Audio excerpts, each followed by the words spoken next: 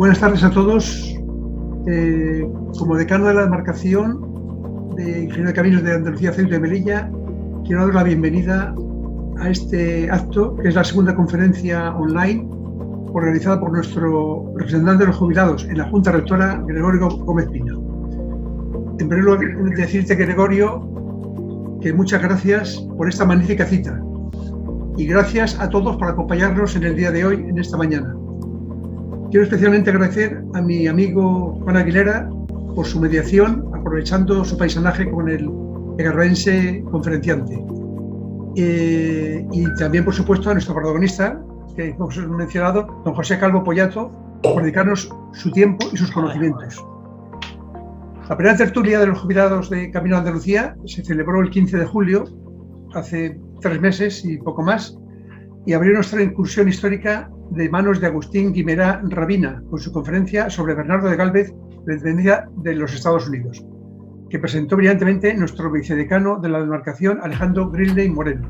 Hoy tengo el honor de presentar a este insigne y galardonado autor andaluz, que ha tenido la deferencia de compartir con nuestros colegiados esta mañana para ilustrarnos sobre la primera vuelta al mundo de Juan Sebastián Elcano. Como sabéis, ocurrió entre septiembre de 1519 y finalizó el 6 de septiembre de 1522. Es decir, que estamos en el viaje en pleno quinto centenario y la finalización será al año que viene, que espero que sea un acto solemne. Como sabéis también, empezó la aventura con el portugués Magallanes. Magallanes falleció en Mactan, Filipinas, y fue el que regresó, el vasco Juan Sebastián Elcano, el que regresó del viaje en el día indicado. El autor está bebiendo de esta conferencia de sus 2 últimas novelas históricas, que son La Ruta Infinita, publicada en 2019, y La Travesía Final, que llegó a las librerías este año que estamos viviendo. José Calvo Pollato es doctor en Historia Moderna por la Universidad de Granada y catedrático de Historia. También es miembro de la Real Academia de Ciencias, Bellas Artes y Nobles Artes de Córdoba y de la Academia Andaluza de la Historia. En 1995 publicó su primera novela, El Hechizo del Rey, y hoy van casi una veintena en su haber. Varias de ellas han sido traducidas a diferentes idiomas. Sin embargo, sus aportaciones a la historia remontan a 1979, año que logró el premio Juan Valera por la Villa de Cabra en la crisis del siglo XVII, con la que brilla sus contribuciones a la historiografía, el ensayo y las biografías históricas. El final de la Casa de Austria y la llegada de los Borbones a España ha constituido la parte fundamental de las investigaciones de José, aunque ha transitado por otras áreas de investigación y divulgación científicas, como otros momentos de nuestra historia. El sur de Córdoba y la propia ciudad de Cabra, su ciudad donde nació y donde fue alcalde casi una década, son objeto de muchas de sus investigaciones. Justo su mandato fue al final del siglo pasado, del año 91 al 2000. Fue el último alcalde, como diríamos, de Cabra del siglo XX. Desgranar su impresionante currículum nos llevaría toda la conferencia y toda la mañana, pero no podemos dejar de reseñar que ha sido ganador también de los premios Monografías de Investigación y Juan Bernier de Historia, además de acceder al premio de Historia Social Juan Díaz del Moral con su novela La Oveja Negra. Fue finalista en Torrevieja en 2005 también. Como nos dice en su web, soy un historiador que se divierte escribiendo novelas. Escribir novelas segura le proporciona y el goce la fantasía que como historiador no puede tener, al tener que ceñirse al rigor de los hechos históricos lo más fiel posible. Por lo tanto, estamos ante una figura interesantísima que estamos deseando de comenzar ya a escucharle todos los colegiados. Y sin más, cedo la palabra al organizador, a Gregorio, y seguimos escuchando. Muchas gracias. Muchas gracias, Luis. Se oye bien, ¿no? Sí. Vale, es un placer daros la bienvenida a esta segunda tertulia de los jubilados de Camino de Andalucía, del que soy representante. Si bien debo decir que no tengo mucho espíritu de jubilado, aunque este estatus me permite organizar este tipo de actos que queremos institucionalizar desde Andalucía una vez al mes. No sé si es si seremos capaces de hacerlo. Por supuesto, están invitados el resto de colegiados y si el aforo lo permite, podremos invitar también, como ha sucedido aquí, amigos y familiares de los colegiados. Como ha dicho Luis, la primera conferencia estuvo el historiador del CSIC, Agustín Guimerá Rabina, del que tengo una gran amistad con él, que nos habló de Bernardo de Gálvez y la independencia de los Estados Unidos. Y hoy tenemos con nosotros, como ya ha hablado el decano José Calvo Pollato, y después hablará Juan Aguilera ya desde un punto de vista más personal, pues además de paisano suyo, es amigo de la infancia. Yo le pedí a Juanito, compañero de carrera, así como le llamamos todos los que hicimos la carrera con él, y hay varios compañeros oyéndonos, que me hiciera las gestiones personales para que trajéramos para esta segunda tertulia a José Calvo Pollato. Es una persona muy cercana y sé que hubiera venido si yo lo hubiera llamado directamente, pero bueno, yo quería que Juan fuera el intermediario. Muchas eran las razones para traerlo. Una, la principal, es que el día 6 de septiembre será el 5º centenario de una de las más grandes gestas de la historia de la humanidad, la primera vuelta al mundo de Juan Sebastián Elcano, tema de esta charla.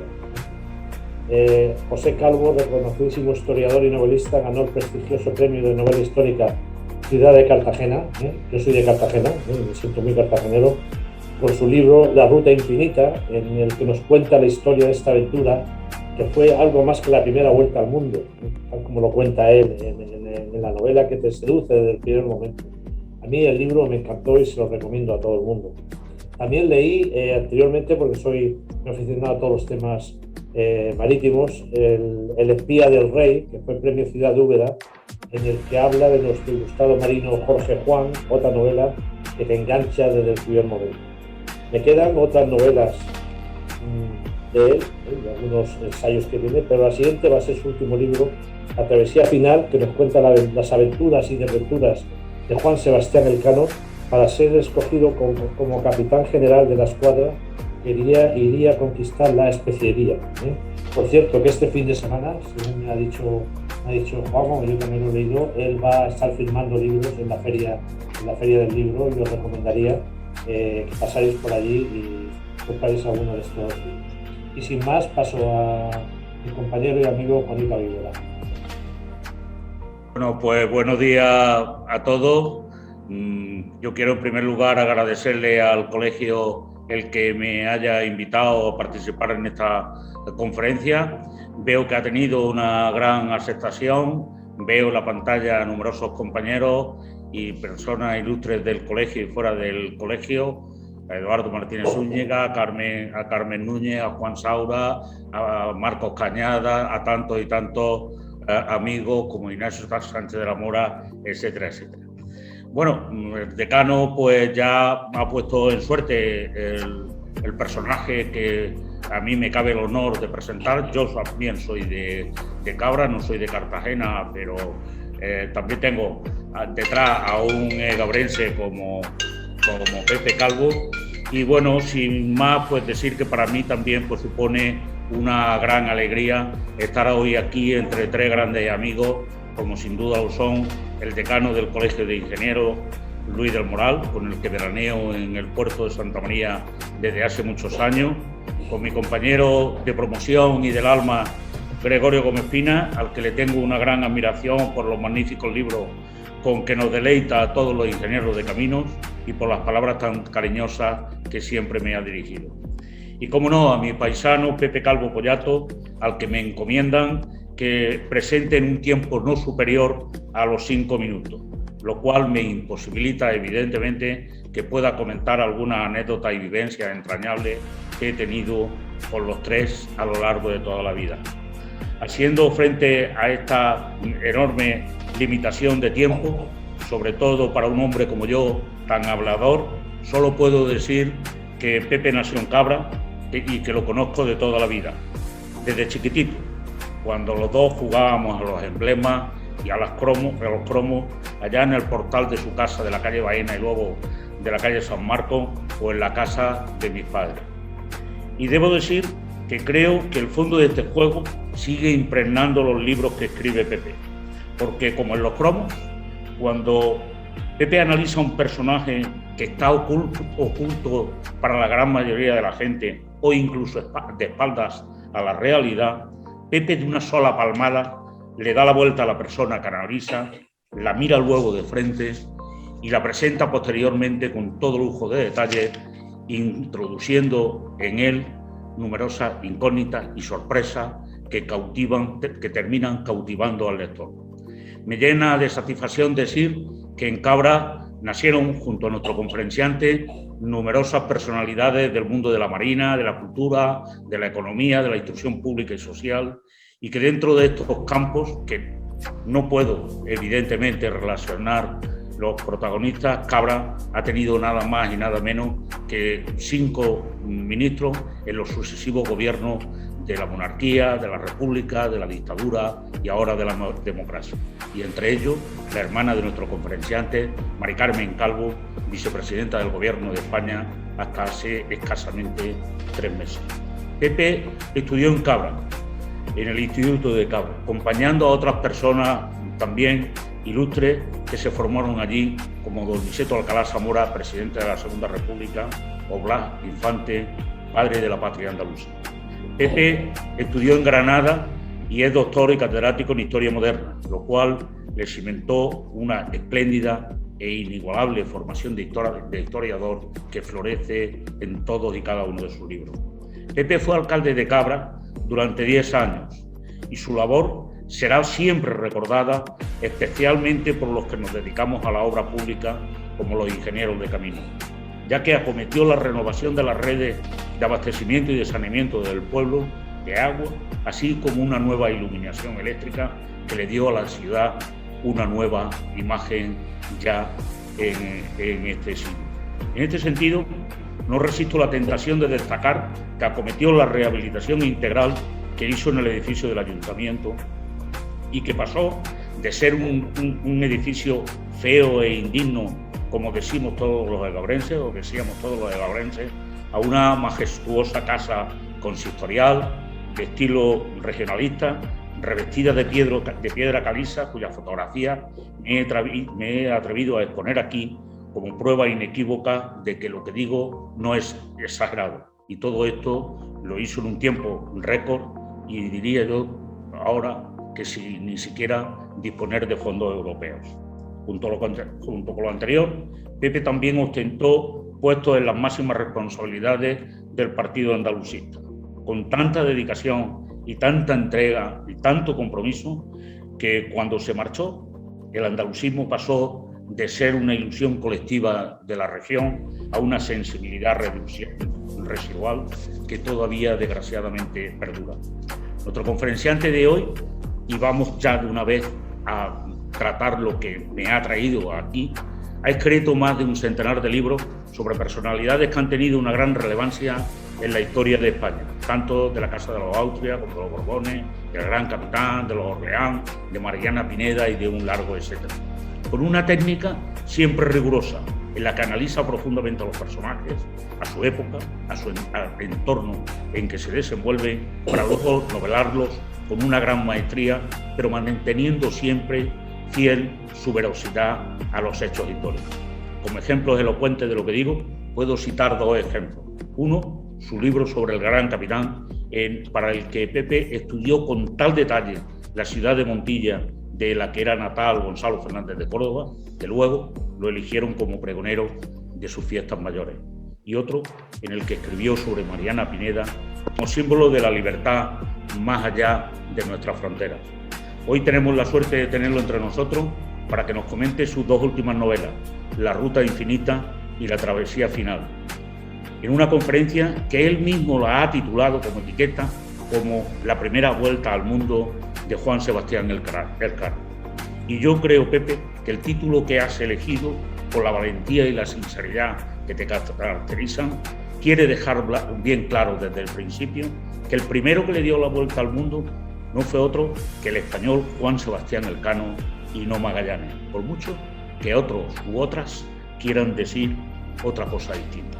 En este sentido, quiero decirte, querido Pepe, que esta opinión tuya la compartimos la gran mayoría de los españoles y sobre todo tus paisanos, los egabrenses, entre los que me encuentro yo, afortunadamente, de gozar de tu cariño y de tu amistad, porque somos muy aficionados al ciclismo y tenemos muy claro que el ganador de una Vuelta a España o de un Tour de Francia es el que acaba de líder al final de la carrera y no el que gana algunas etapas por ahí en los Pirineos o en los Alpes, por importantes que sean.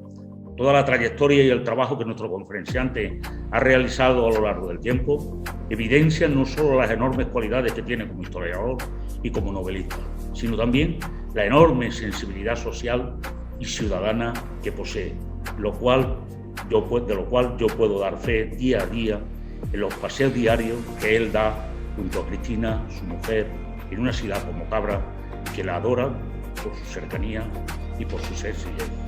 Estoy plenamente seguro, Pepe, de que en tus nuevos libros vas a continuar con la andadura con la que iniciaste y que estás siguiendo hasta ahora, y que los ingenieros de camino que estamos hoy aquí, los ya jubilados o los que estamos a punto de hacerlo, podremos seguir disfrutando de tus lecturas. Confío que en otra ocasión tengas más minutos y pueda exponer algunas cuestiones que la limitación de tiempo me ha obligado a suprimir sobre lo que tenía escrito. Gracias a todos vosotros y a nuestros compañeros, y a ti, Pepe, por el afecto y por la amistad que siempre me has dispensado. Recibid todos un fuerte abrazo de vuestro compañero Juanito Aguilera. Saludar al decano, como no puede ser de otra manera, agradecerle sus palabras, también a Gregorio por su magnífica labor. Y yo, después de lo que ha dicho Juan, lo único que se me ocurre decir, y ahora qué cuento yo, qué digo yo, después de todas las cosas tan, en fin, bonitas, hermosas que acabo de decir sobre mi persona, ¿no?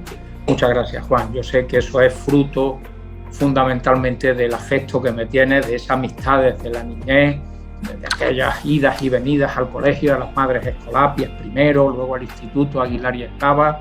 En fin, muchísimas gracias, Juan. Yo voy a hablarles de la primera vuelta al mundo de Juan Sebastián Elcano, que es el tema que traté en una de mis últimas novelas, La Ruta Infinita.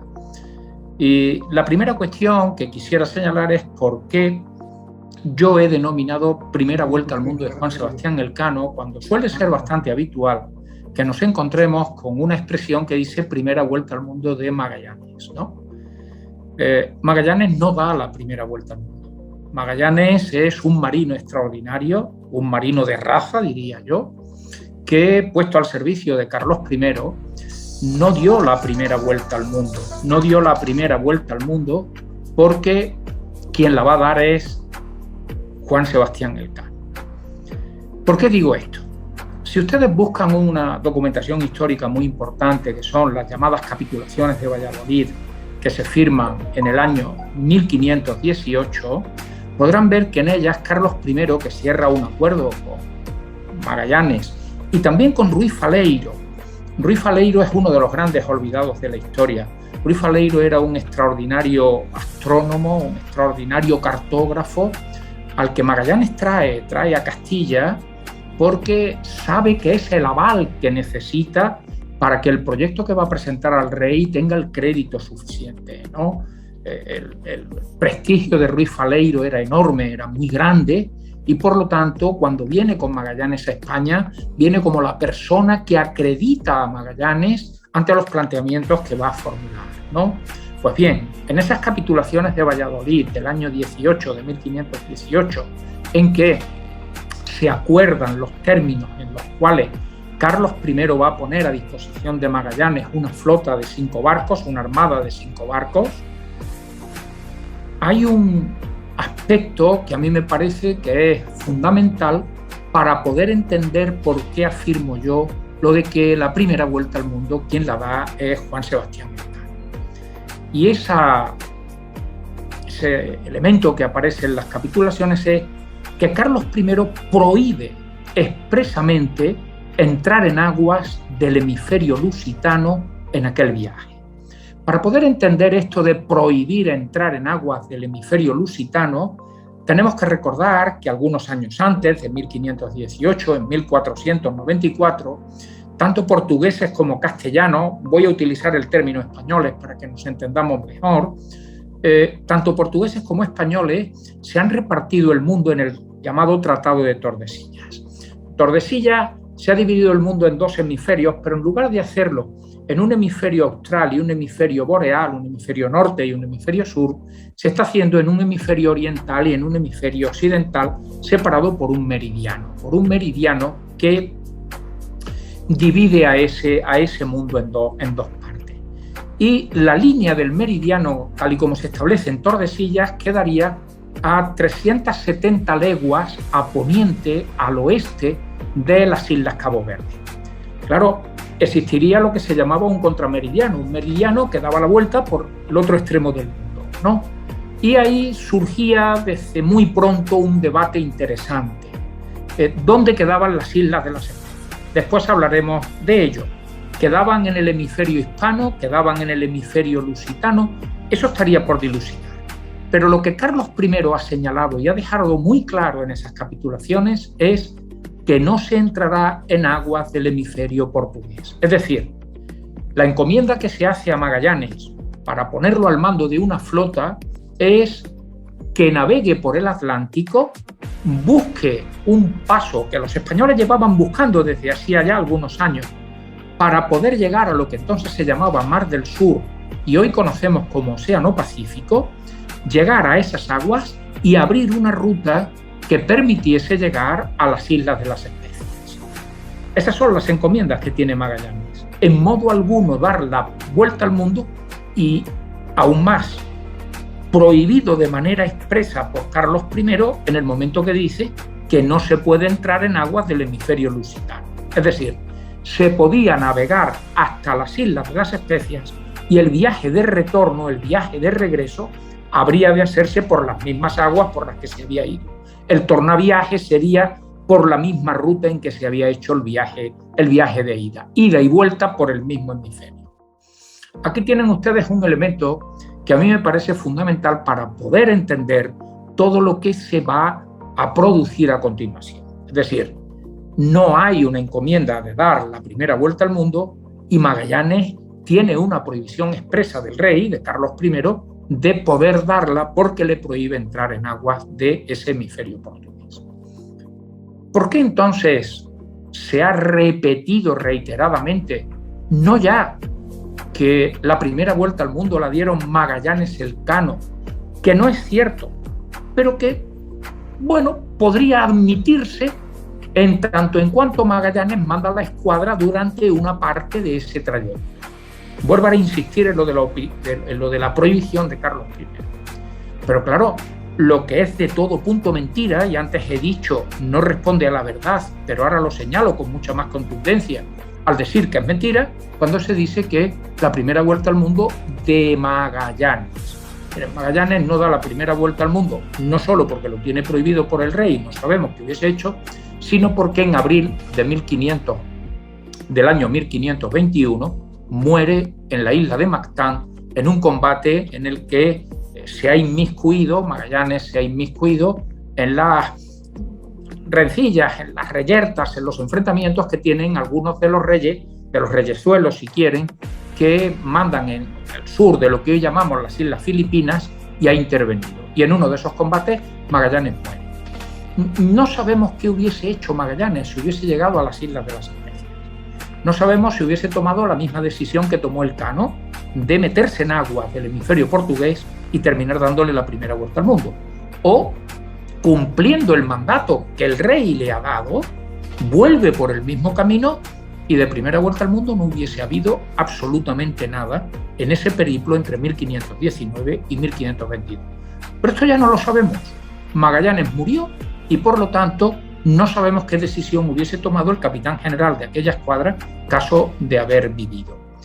Pero lo que sí me interesa resaltar en este momento es que quien toma la decisión de desobedecer al rey, digamos que desobedecer a un rey en el siglo XVI era bastante más grave que desobedecer a un rey en el siglo XXI que nosotros nos encontramos ahora, ¿no? Las circunstancias han cambiado mucho, el poder de un monarca en el siglo XVI era muy autoritario, está caminando hacia el absolutismo monárquico y hoy, bueno, nuestras monarquías tienen una formulación diferente, tienen una formulación de carácter más representativo que de carácter ejecutivo que queda en manos de los gobiernos. ¿no? Pero vuelvo a repetir, en el siglo XVI, desobedecer un mandato real, desobedecer un mandato del rey, era algo particularmente grave. Y eso es lo que va a ser Juan Sebastián Elcano. ¿Qué papel fue expuesto? ¿Por qué he titulado la conferencia Primera vuelta al mundo de Juan Sebastián Elcano? Y en modo alguno, Primera vuelta al mundo de Magallanes, e incluso yo me resisto a hablar de la primera vuelta al mundo de Magallanes Elcano, por lo que acabo de señalar. Habría que entrar en analizar no ya solo el papel del Elcano, sino por qué ha ocurrido esto. ¿Por qué hemos hablado tantas veces de la primera vuelta al mundo de Magallanes o incluso de Magallanes Elcano? Yo creo que hay varias razones para poder explicar esto. La primera es que la fuente de información más importante de aquel viaje que nosotros tenemos es el diario de Antonio Pigafetta. Pigafetta era un erudito italiano que embarca en la flota de Magallanes sin que sepamos muy bien qué papel tenía. Embarca en la flota bajo el rótulo de sobresaliente. Saben ustedes que los marinos, cuando embarcaban, por ejemplo, en el siglo XVI y en el siglo XVII, respondían a una especie de escalafón. Había grumetes, había pajes, gente que iba a aprender un poco lo que era el oficio de ser marino, había marineros, estaba el maestre, el contramaestre, el piloto, el capitán de la nao, es decir, había una oficialidad, estaba luego lo que era la tripulación, simplemente estaban lo que podríamos llamar los aprendices. Pero en ninguno de esos grupos encaja Pigafetta. Pigafetta ha embarcado, vuelvo a repetir, bajo la denominación de lo que entonces se denominaba sobresaliente. Y quien embarcaba como sobresaliente era que no tenía una misión concreta asignada, un trabajo concreto específico en esa tripulación.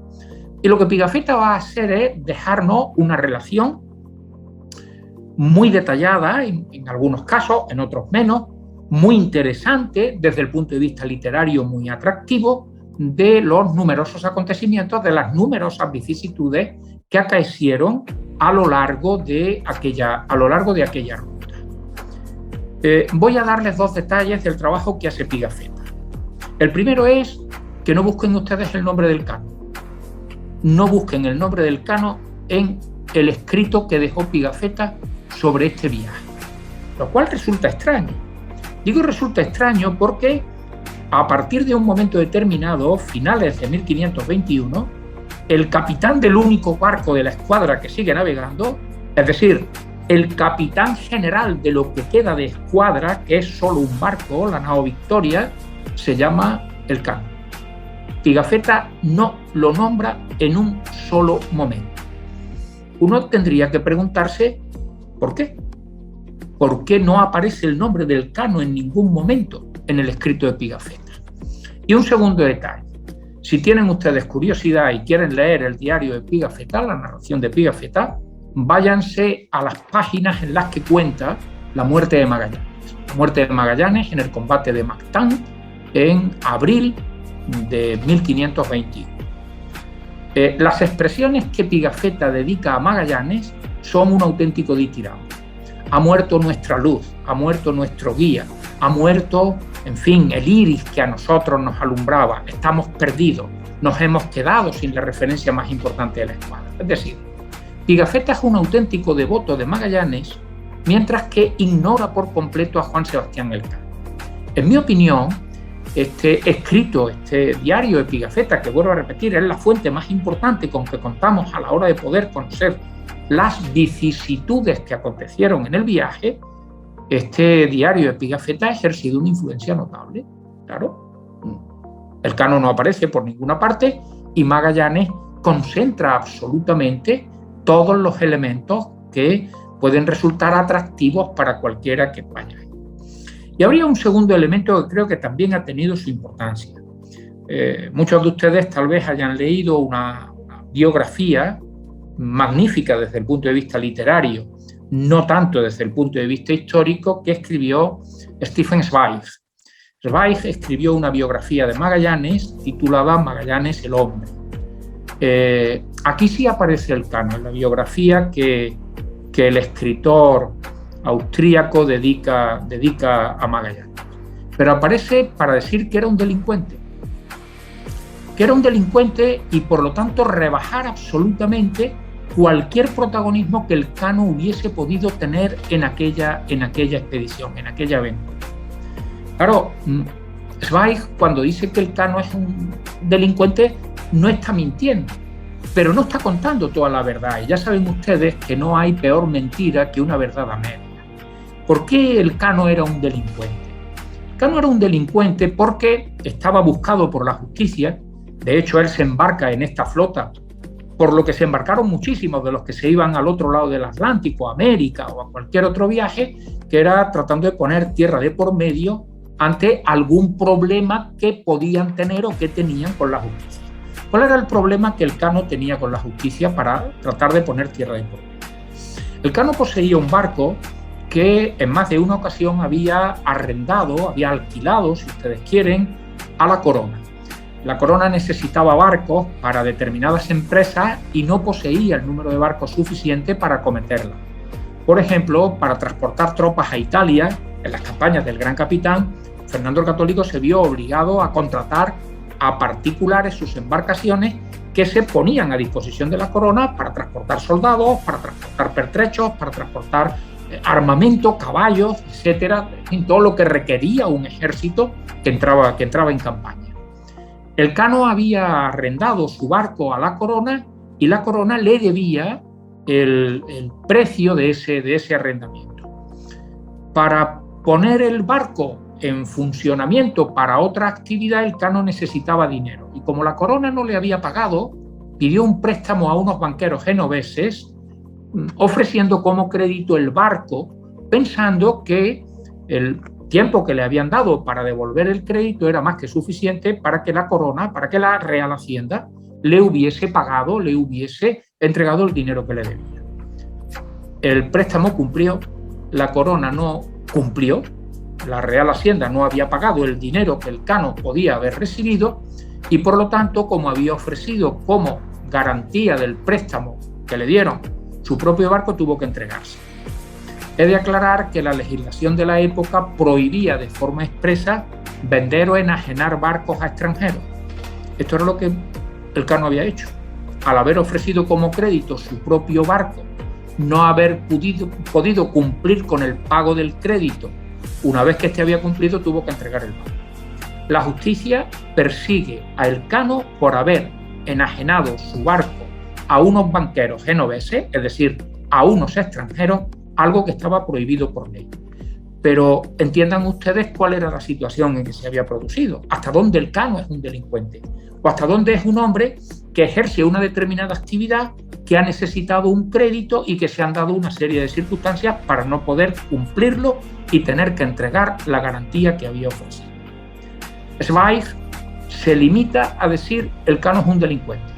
Vuelvo a repetir, no miente. No miente porque está buscado por la justicia y ha cometido un delito.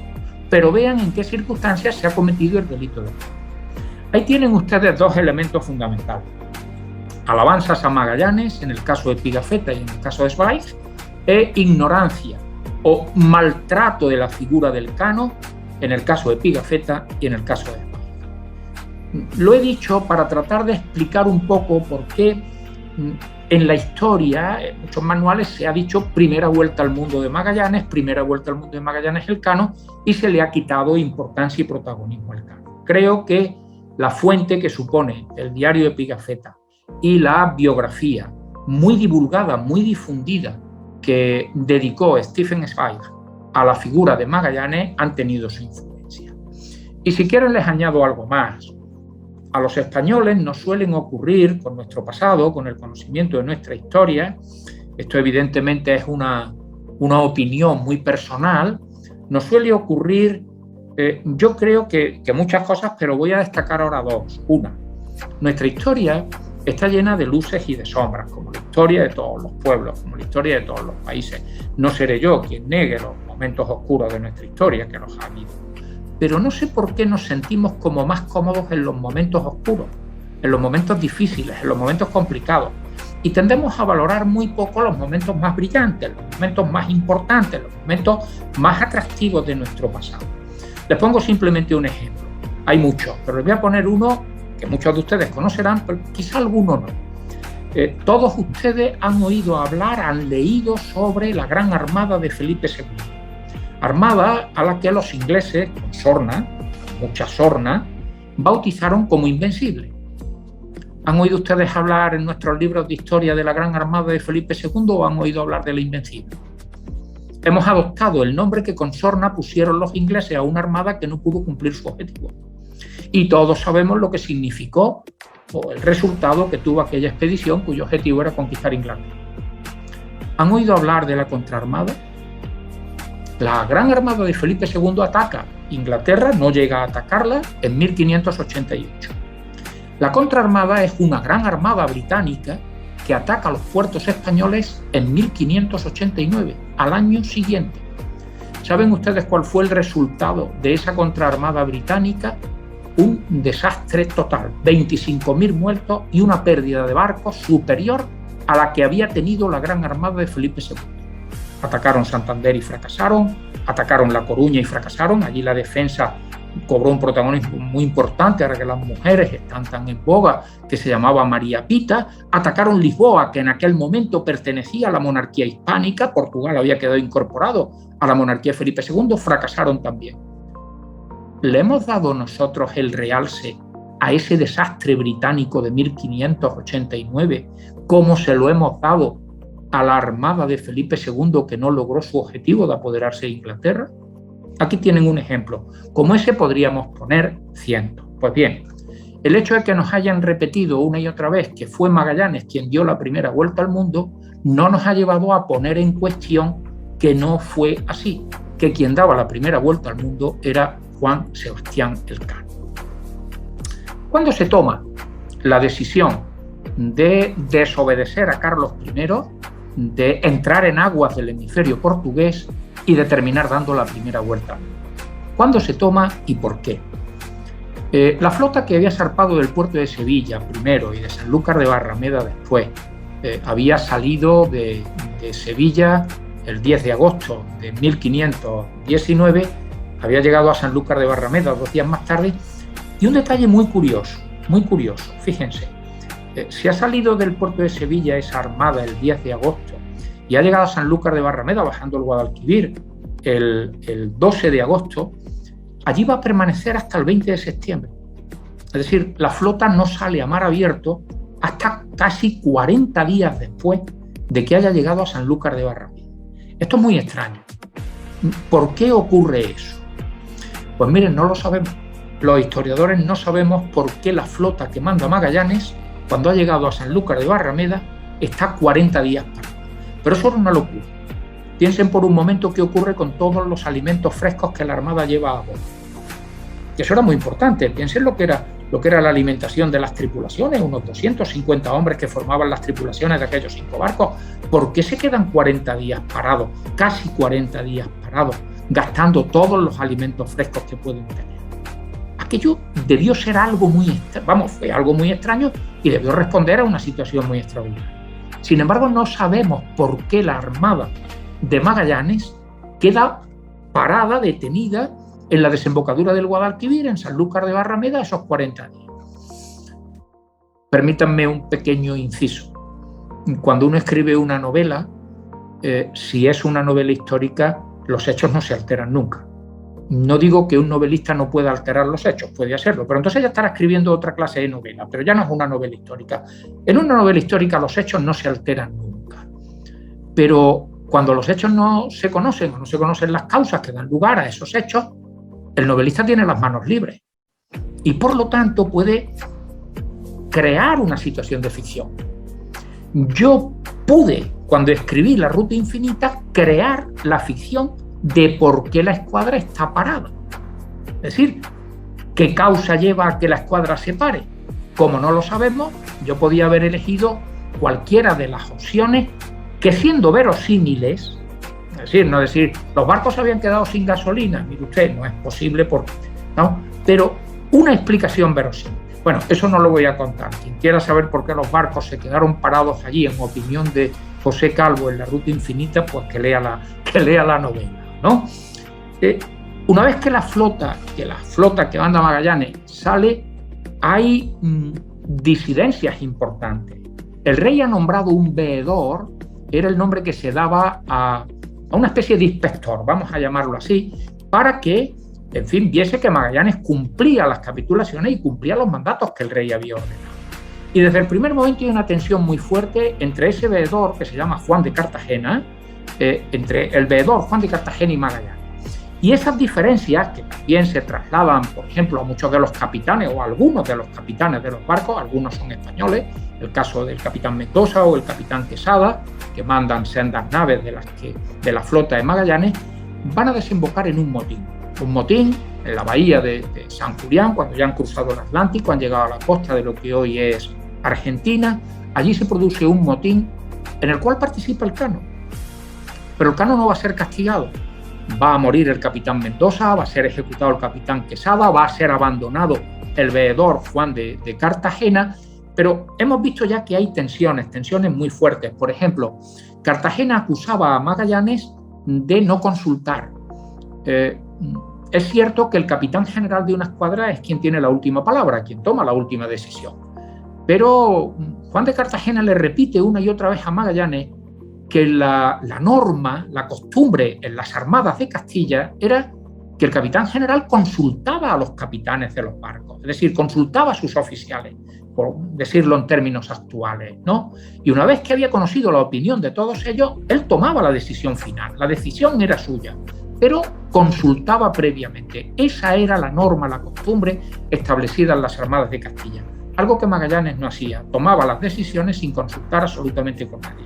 Y repito, esto creó mal ambiente, creó malas sensaciones que desembocaron en un auténtico motín, como les he dicho, en la bahía de San Julián. Magallanes fue capaz de llevar su escuadra hasta el extremo, prácticamente el extremo meridional de América y encontrar el paso que los españoles llevaban buscando desde que Núñez de Balboa había descubierto que al otro lado del continente había un mar, el Mar del Sur, hoy Pacífico, ¿no? Magallanes es capaz de hacer pasar la escuadra por ese laberinto, auténtico laberinto, que es lo que hoy se llama, con toda justicia, el estrecho de Magallanes, y sacarla al mar del Sur. Pero les señalo dos cosas que me parecen importantes. Una, de los 5 barcos, uno se ha hundido. La Santiago se ha hundido frente a las costas argentinas. Y 2, la San Antonio, que es el barco más grande de la escuadra, yo diría que no el más airoso, pero sí el más grande, era la despensa de la escuadra, ha desertado. Ha desertado y regresado a la península para traer noticias.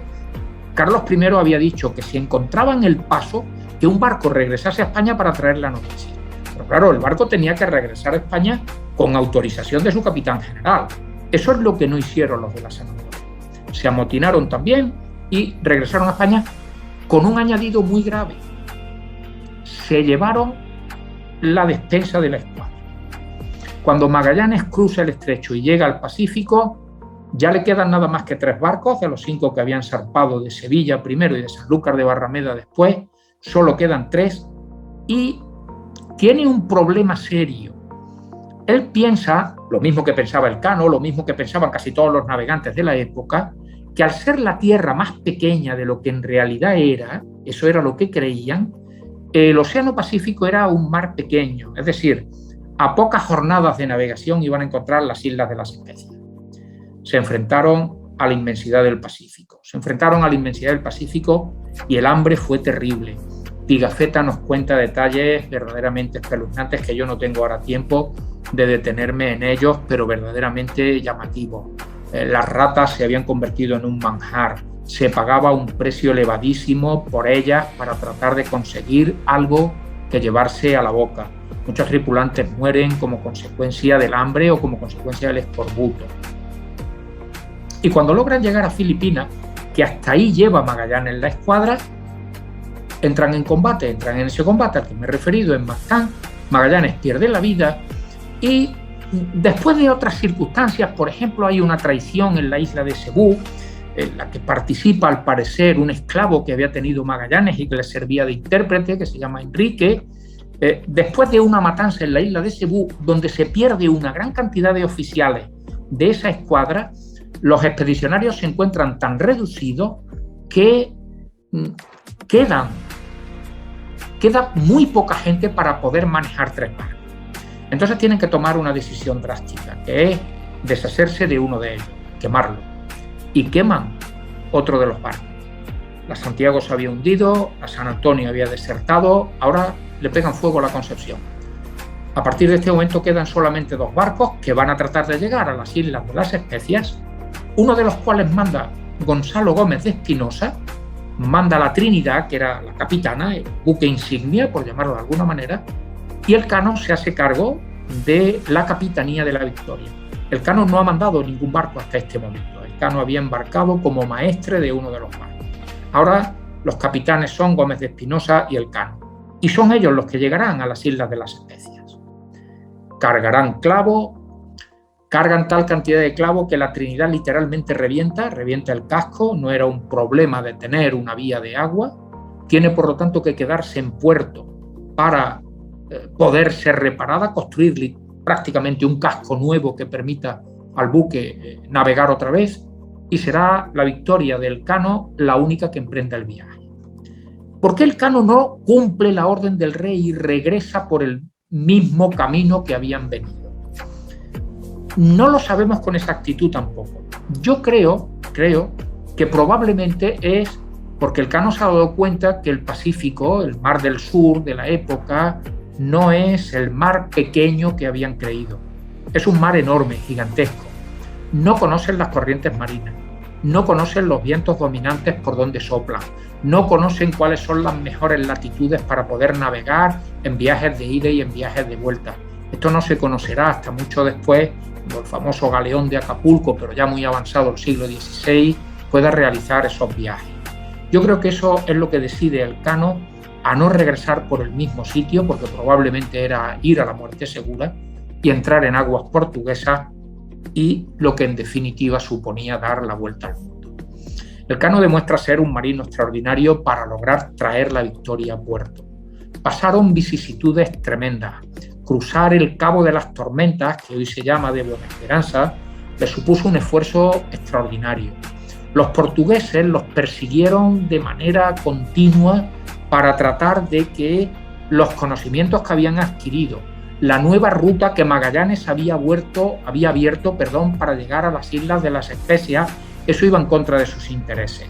Sabemos que cuando Elcano llega a las Islas Cabo Verde sin comida y le pide a las autoridades portuguesas poder comprar alimentos para poder continuar su viaje, Elcano les ha mentido. Les ha dicho que la Victoria es un barco que viene de América, eso a los portugueses no les preocupaba, era un barco que venía del hemisferio hispano y que por lo tanto le venden alimentos. Pero Elcano y sus hombres cometen un error: pagar con clavo. Y cuando los portugueses ven el clavo, saben que en América no hay clavo, que el clavo solo se produce en las Islas de las Especias y que por lo tanto no vienen de América. Los perseguirán de una manera feroz. De hecho, Elcano teme, y por eso no utiliza el camino más corto para ir desde las Islas Cabo Verde a las costas andaluzas, no utiliza el camino más corto, que sería pasar entre la costa africana y Canarias, sino que bordea las Canarias dejándolas a levante. Es decir, se interna mucho en el Atlántico para evitar las rutas que frecuentaban los barcos portugueses, y llega a subir prácticamente hasta la latitud de las Islas Azores, y es entonces cuando pone proa a levante para llegar a Sanlúcar de Barrameda el 6 de septiembre de 1522. 2 días después llegaría a Sevilla remolcado, porque la Victoria está en tan malas condiciones que está desarbolada, ha perdido el velamen, tienen que remolcarla y, aprovechando también las mareas del Guadalquivir, poder llegar al puerto de Sevilla. Es Elcano quien da la primera vuelta al mundo, no la da Magallanes. Elcano escribirá desde Sanlúcar de Barrameda, escribirá al rey una carta diciéndole que han dado la primera vuelta al mundo. La alegría de Carlos I es tal que se va a olvidar de todo. Elcano ya dejará de perseguirlo la justicia, que se diría ahora, a sobreseerle la causa esa que tenía abierta por el barco que ha enajenado a los genoveses. Carlos I no se va a sentir mal porque lo hayan desobedecido y hayan incumplido las capitulaciones de 1518 con que yo empezaba esta conferencia. Han hecho algo tan grande que Carlos I lo que quiere es saber cómo se ha llevado a cabo una proeza como esa. Elcano irá a Valladolid, que es donde está el rey, acompañado de 2 personas. El rey le ha dicho que le acompañen 2 personas, las que él considere más adecuadas para contarle lo que ha ocurrido. Piensen ustedes que una de las personas más adecuadas era Pigafetta. Pues Elcano no escoge a Pigafetta. No debían llevarse bien. Pigafetta no nombra a Elcano, y Elcano, cuando va a ir a hablar con el rey, no lleva a Pigafetta. Va a escoger a un extremeño que se llamaba Hernando de Bustamante, que era un cirujano barbero, y va a escoger a un piloto, al piloto de la Victoria, un griego, de origen griego, que se llamaba Francisco Alba. Serán los 3 hombres que vayan allí. Concluyo. Elcano ha dado la primera vuelta al mundo. En cualquier otro país que no fuese el nuestro, Elcano sería una figura a la que la Armada le ha dedicado siempre un reconocimiento extraordinario. Ya saben ustedes que el buque escuela de los oficiales de la Armada Española lleva el nombre de Juan Sebastián Elcano. Pero se le tiene mucho menos reconocimiento que si hubiese sido inglés, que si hubiese sido francés, que si hubiese sido europeo. Y más aún, ¿qué pasa con Elcano después de dar la primera vuelta al mundo? Desaparece literalmente de nuestros libros, desaparece de los libros de historia. ¿Qué ocurrió con él? ¿Qué pasó? Por eso terminé escribiendo una segunda novela, La travesía final, para contar qué pasa con Elcano después de haberle dado la primera vuelta al mundo, que se la debemos a él en un viaje que inicia Magallanes, pero es él quien toma esa decisión junto a Gonzalo Gómez de Espinosa de incumplir las órdenes que el rey había dado en las instrucciones de Valladolid de 1518, meterse en aguas portuguesas y darle la vuelta al mundo. Por eso el rey le otorgará, entre otras cosas, un escudo donde hay una cartela, una leyenda que dice Primus circumdedisti me. Muchísimas gracias.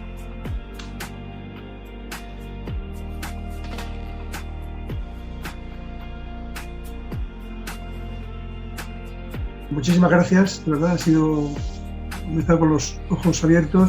Esto merece, y te he hecho un reto de que hagamos otro tema de otro asunto, pero ya impreso, para poderte aplaudir, porque creo que merecía, nos pedía las manos y con el micrófono silenciado no podíamos hacerlo. Pero la verdad que un aplauso muy grande. Muchas gracias. Nos ha sido muy ilustrador, precioso de la historia de España reciente, de hace 500 años, porque no hace nada. Y no sé, muchísimas gracias, José, de verdad que yo estoy súper satisfecho, en nombre de todos los compañeros, seguro, que te dirían lo mismo. Muchas gracias de todo corazón, de verdad. Muchísimas gracias, muy amable. Pepe, yo no me resisto a comentarte que ha sido una gozada el oírte, el escucharte, y que has puesto en evidencia que eres maestro de verdad, un gran maestro, porque lo has explicado de puta madre el tema. Bueno, Juan. Si me permite, a mí me gustaría hacerte alguna pregunta, alguna reflexión, porque claro, para algunas personas es fácil entender un poco cómo le dio la vuelta al mundo, al menos el itinerario, pero a mí lo que más me ha llamado la atención y me ha encantado ha sido el libro de divulgación gráfico de la vuelta al mundo hasta el extremo, que yo he comprado varios para las generaciones nuevas para que lo lean y tal, porque creo que primero hay que leer este libro para entenderlo bien, porque es más fácil, es más cómodo, y yo creo que ahí que la pregunta, ¿por qué has escrito esta novela gráfica? Para que los niños desde sus edades tiernas puedan acercarse al problema, para que de verdad desde pequeños tengan educación y puedan entender todo lo que has dicho. ¿Por qué? Porque no es normal que un historiador y un novelista o un maestro como tú pues escriba 2 libros, uno el grueso y otro más divulgativo. ¿Cómo va la venta o la inclusión de este libro en la sociedad? ¿Me podrías hablar de algo de este libro?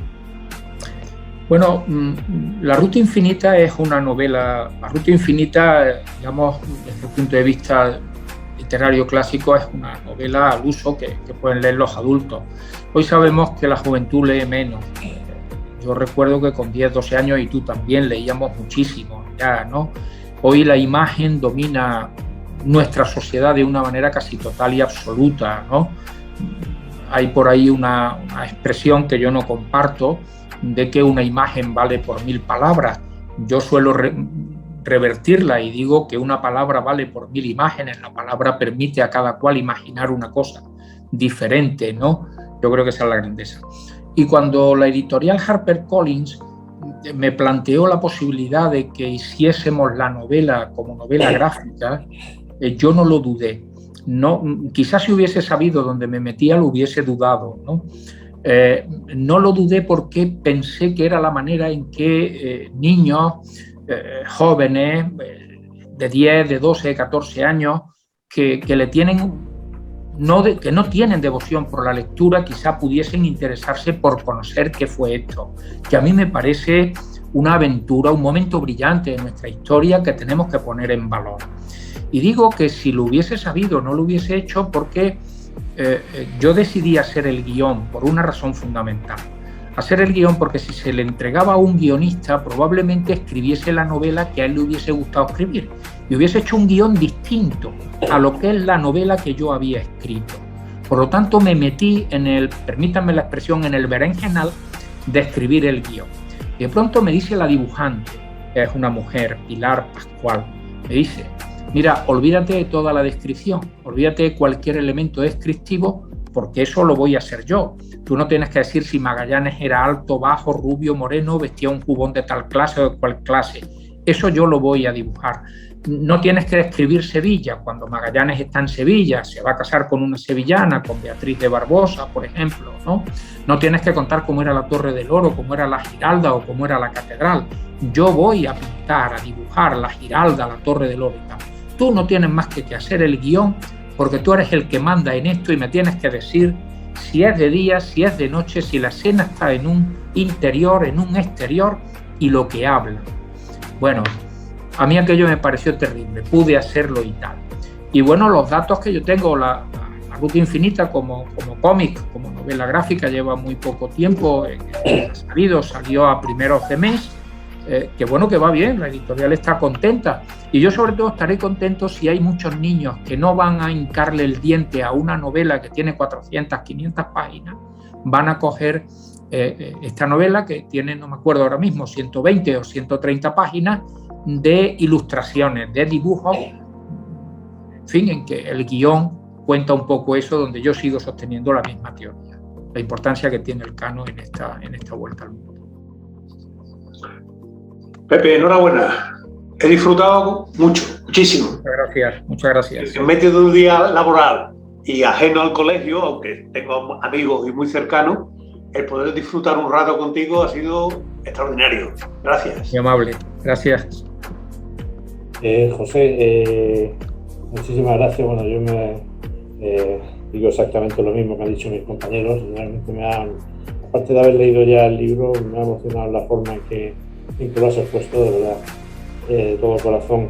Me gustaría saber, ya que yo vivo en el puerto de Santa María, visito mucho Sanlúcar, visito mucho Chipiona, Sevilla, pues me gustaría que me dijeras qué te parecen los actos que se están preparando. Yo, por ejemplo, he estado en Sanlúcar viendo un poco la exposición que tienen. Luego es curioso porque tengo mucho contacto también con Chipiona, y en Chipiona hay un bueno, no historiador, sino el cronista oficial de Chipiona, Juan Luis Naval. La verdad que es una persona impresionante todo lo que él estudia sobre Chipiona, y está haciendo estudios sobre las personas chipioneras, las personas de Chipiona que se embarcaron, y en Chipiona lo están celebrando también, ¿no? Y en Sevilla ya no lo sé. Yo te puedo hablar de Sanlúcar y te puedo hablar de Chipiona, que también lo están preparando. ¿Qué te parecen los actos que se están haciendo también a nivel gobierno también? Bien, yo creo sobre lo que me planteas, Gregorio, varias cosas. Primero, esta conmemoración, esta celebración del 5º centenario de la primera Vuelta al Mundo ha tenido mala suerte porque en buena medida nos ha pillado esta maldita pandemia que ha suprimido un montón de cosas, ¿no? Hombre, yo creo que las tecnologías de hoy nos permiten haber hecho lo que hemos hecho hoy, pero yo tengo que confesaros que para mí resulta poco atractivo hablarle a una pantalla, ¿no? A mí me gusta mucho el contacto directo con la gente y poder hablar con las personas. En fin, eso a lo mejor es cosa de viejo profesor que ha dado muchas clases y ha hablado con la gente, ¿no? Yo creo que lo que ha ocurrido no ha ayudado, sino más bien todo lo contrario. Se han tenido que suspender muchísimos actos, se han tenido que suspender muchísimas actuaciones como consecuencia de lo que nos ha venido ocurriendo. Yo espero y deseo que ahora que la cosa parece que empieza a normalizarse ya un poco, aunque no debemos, en fin, echar las campanas al vuelo, esto no ha terminado definitivamente, podamos hacer más cosas. Eso en primer lugar. En segundo lugar, se están haciendo cosas, pero yo creo que nos ocurre lo de siempre. Tenemos como una especie de pudor a poner en valor los grandes momentos de nuestra historia. Si quien hubiese dado la primera vuelta al mundo, aprovecho para decir una cosa, si ustedes van al Museo Naval de Londres, se van a llevar una sorpresa extraordinaria. Van a ver un cuadro de un tipo que se llama Francis Drake y debajo un rótulo que dice quien dio la primera vuelta al mundo, pero así, sin complejo absolutamente ninguno. Yo creo que había que añadir debajo 60 años después de que la diese Juan Sebastián Elcano, ¿no? Es decir, si esto hubiese ocurrido en Inglaterra, en Francia, en Alemania, en Italia, en cualquier otro país de nuestro entorno, se hubiese celebrado muchísimo más. Cuando comenzó la celebración pasaron cosas que a mí me parecen casi inauditas.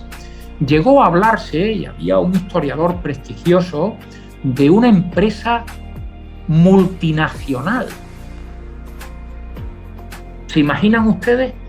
Una empresa que organiza el rey de España, el rey de la monarquía hispánica, si quieren ustedes, Carlos I, que pone los barcos, que pone el dinero que falta lo prepara una agrupación, un grupo de hombres de negocios burgaleses que encabeza Cristóbal de Haro. Ponen el dinero necesario que la corona ya no había podido aportar y que de los 200, no se sabe exactamente, yo he dicho antes 250 hombres, hay quien dice 244, hay quien habla de 236, 239, la verdad es que no se sabe el número de tripulantes exactos que había, pero más de dos terceras partes de esos tripulantes son españoles, son andaluces, de Chipiona, del Puerto, sevillanos, hay muchos vascos también, y se habla de empresa multinacional. Pero eso se está diciendo en las propias instancias del gobierno de España.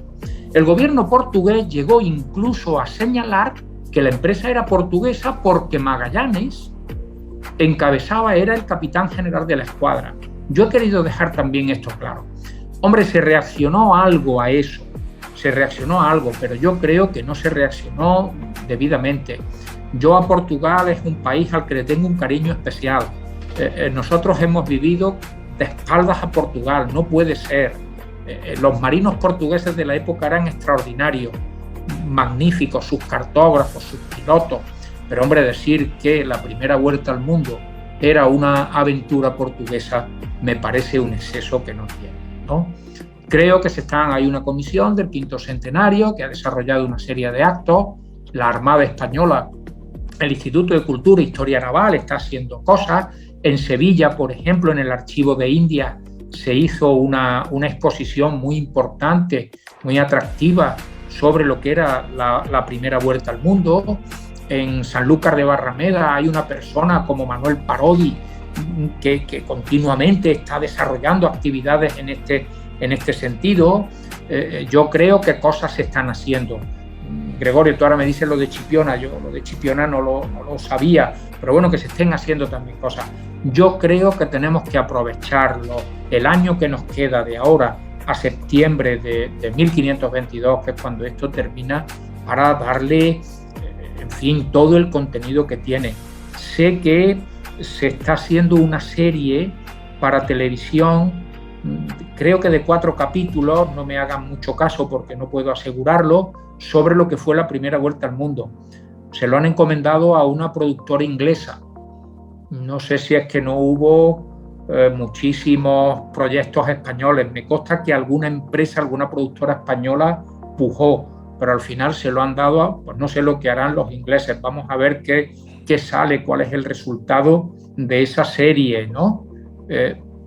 Creo que cosas se están haciendo, sin duda ninguna, que el tiempo no nos ha favorecido por lo que ha ocurrido, por la pandemia, y que hay que tratar de aprovechar todo lo que podamos este año que nos queda para darle el realce de una cosa que me parece verdaderamente singular.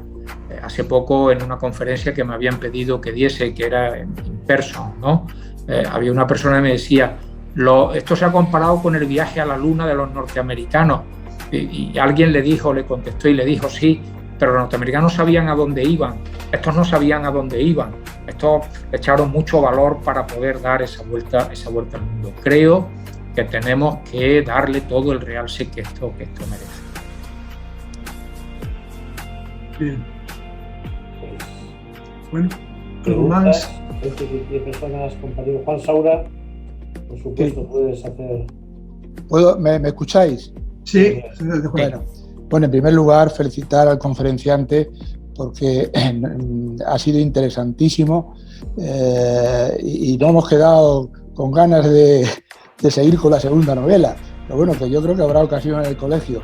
Yo, en relación con eso, precisamente ayer, aprovechando que fui al Corte Inglés para otra finalidad, me pasé por el stand de los libros y busqué pues este libro y no había más que un ejemplar. Iba con la intención de comprar dos porque Ernesto Ontoria, nuestro compañero catedrático en la Universidad de Granada, me había pedido que lo hiciera. Me conformé con uno, aunque creo que habrá manera de encontrarlo en otra bueno, Juan, yo no sé si tú estás en Sevilla. Sí, yo estoy en Sevilla, sí. Bueno, yo estoy en Sevilla el sábado por la tarde y el domingo por la mañana en la Feria del Libro. Ah, bueno. Pues, si te das una vuelta por la plaza, por Plaza Nueva. Es un fin de semana y ya ahí dependo de mi mujer. Bueno, eso es muy importante. Pero vamos, yo lo voy a buscar porque pero sí te quiero hacer una pregunta, porque yo tengo una nieta de 12 años, vamos, de 11, va para 12, que lee mucho.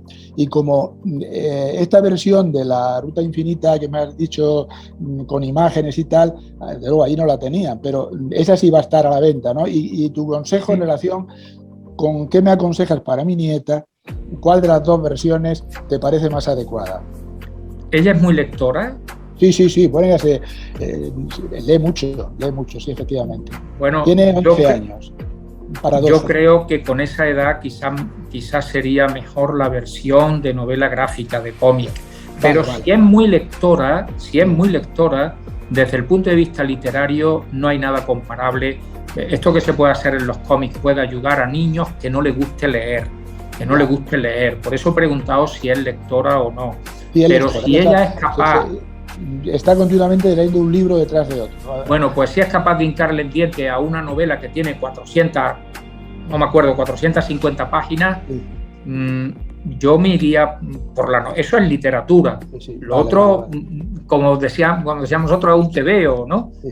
Y por lo tanto puede que se le quede pequeño si ella es lectora, ¿eh? Bueno, de todas maneras, como tengo más nietos y que no son tan... Lo que voy a hacer es buscarla.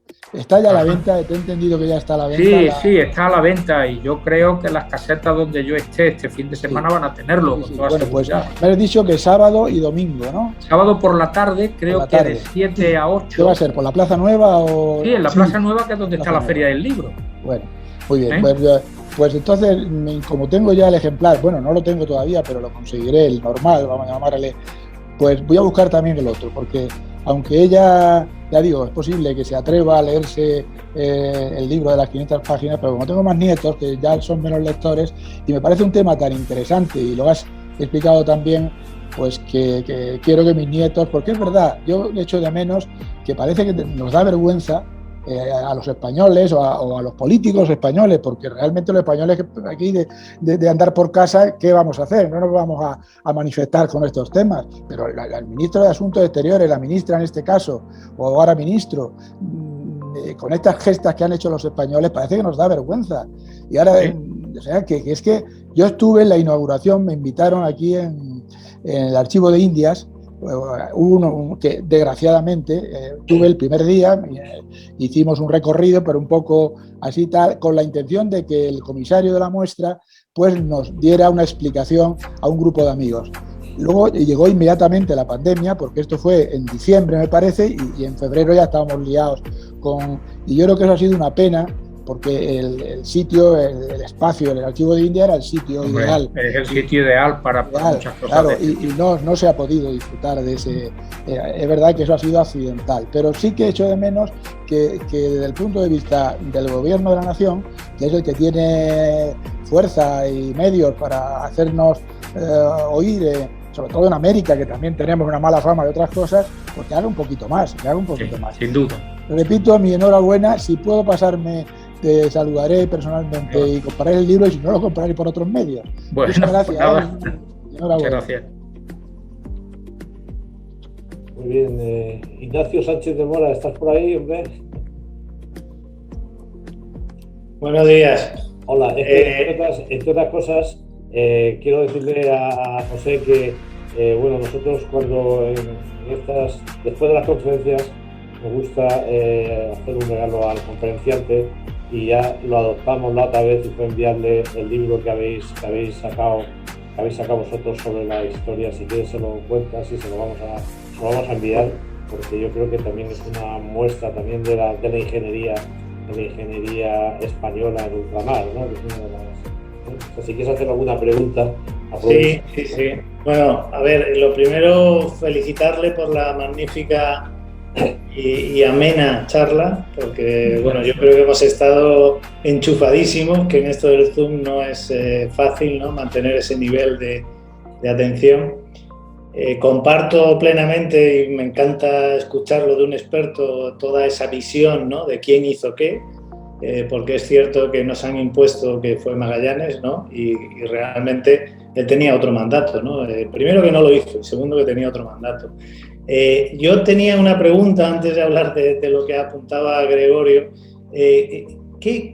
Yo empiezo a percibir una cierta corriente intelectual que ya se está revelando, ¿no?, de los lugares comunes de todo lo malo, ¿no?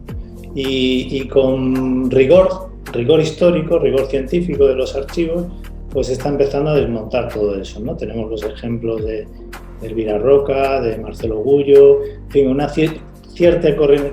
¿Qué más podríamos hacer como sociedad civil para aparte de comprar este tipo de libros, lógicamente, y de difundirlos y de recomendarlos y regalarlos, cuáles serían las claves para que despertemos un poco más de amor patrio y hacia América, ¿no?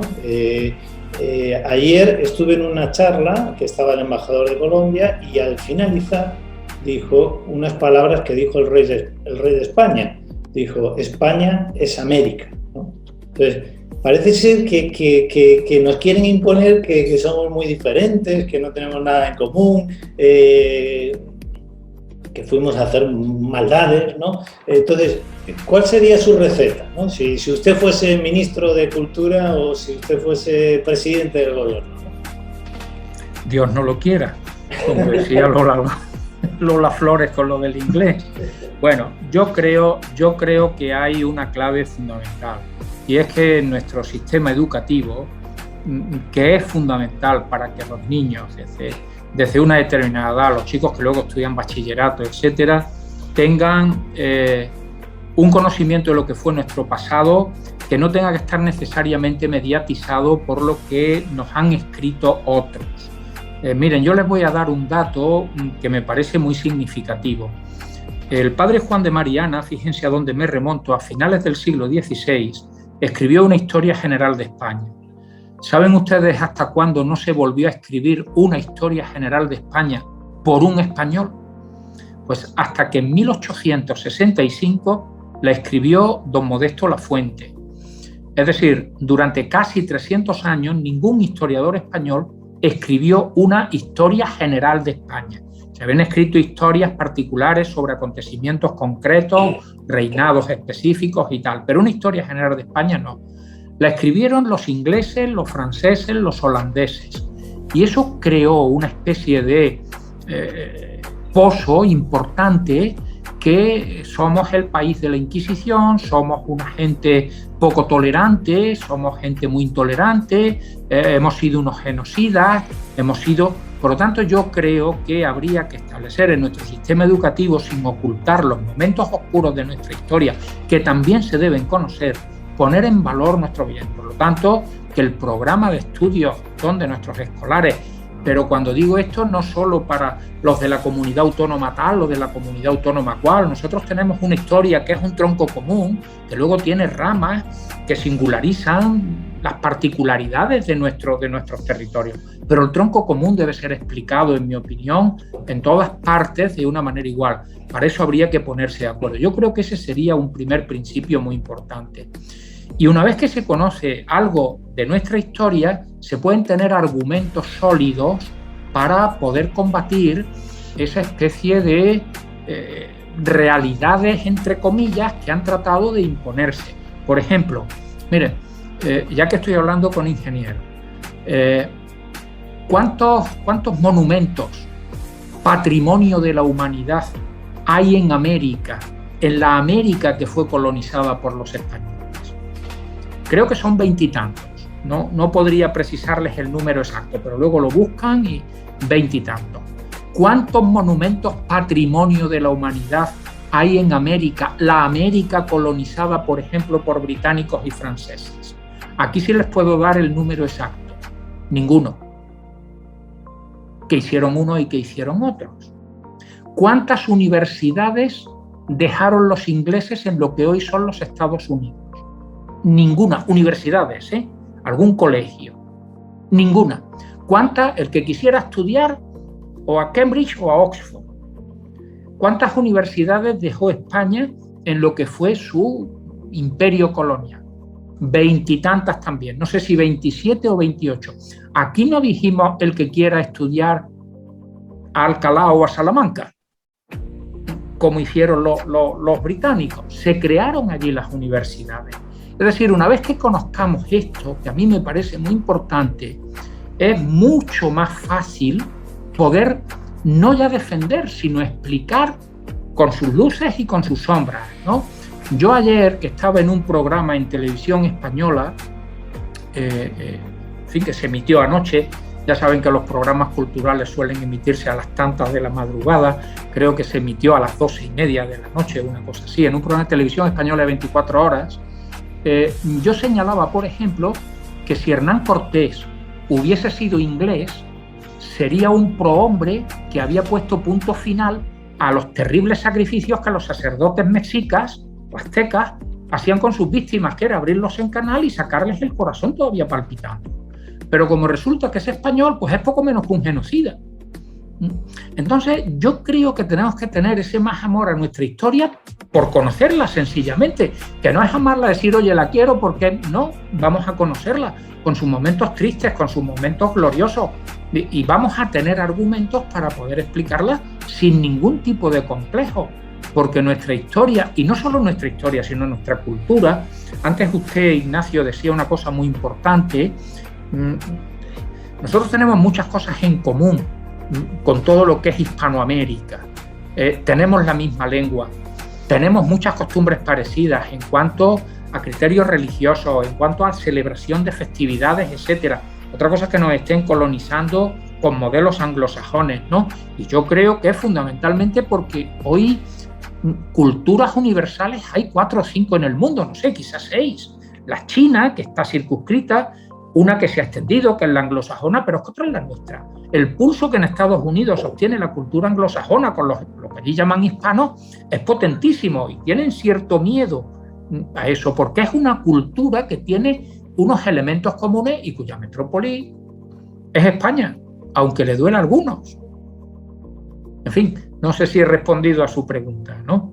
Perfectamente, perfectamente. Nosotros en esa línea, y es el libro al que hacía mención Gregorio, en el año 2018 organizamos una exposición, también con suerte, en el Archivo de Indias, que titulamos 4 siglos de ingeniería española en ultramar. Y quisimos mostrar todas las ramas de la ingeniería, porque también somos un país que parece ser que aquí no sabíamos sumar, según mucha gente, pues cuál era todo ese atraso tecnológico y cuál había sido ese desarrollo en todas las disciplinas, ¿no? De minería, naval, ingeniería hidráulica, ingeniería del transporte, de las comunicaciones, de los canales y el urbanismo también, toda la creación de ciudades. Y posteriormente hemos editado un libro que bueno, pues el colegio va a tener la amabilidad de regalarle y en el fondo es una colección para que, es un libro muy gráfico, tiene 300 imágenes, colección de mapas, planos, estadillos de cálculo para desmontar de las fuentes, o sea, no viene ningún juicio de valor, desmontar de las fuentes y decir, bueno, pues todo lo que se hizo, ¿no? Claro. Y realmente, pues bueno, yo creo que somos el único país, se puede afirmar que hemos ordenado un continente de cabo a rabo. Claro que sí. El Imperio Romano lo hizo quizá y luego lo ha hecho España, ¿no? Y eso, a lo mejor los franceses lo hubiesen hecho mejor, pero no lo han hecho. O los ingleses, pero tampoco lo han hecho. Tampoco lo han hecho, bueno, pues es cuestión no de decir, sino de hacer. Bueno, pues yo si me regalan el libro, encantado de recibirlo, ¿eh? Porque además me parece que eso es lo que tenemos que hacer. Eso que han hecho ustedes, en fin, con todas esas fortificaciones, por ejemplo, tras las que estaba Blas de Leso, ¿no? Los grandes muros de Cartagena de Indias, cuando los ingleses tratan de apoderarse de lo que era la piedra angular del sistema defensivo español, porque eran las murallas de Cartagena de Indias, ¿no? Bueno, pues todo eso es lo que tenemos que ir poniendo en valor. Muy bien, o sea que fenomenal. Bueno, yo creo que conviene ya ir cerrando el tema.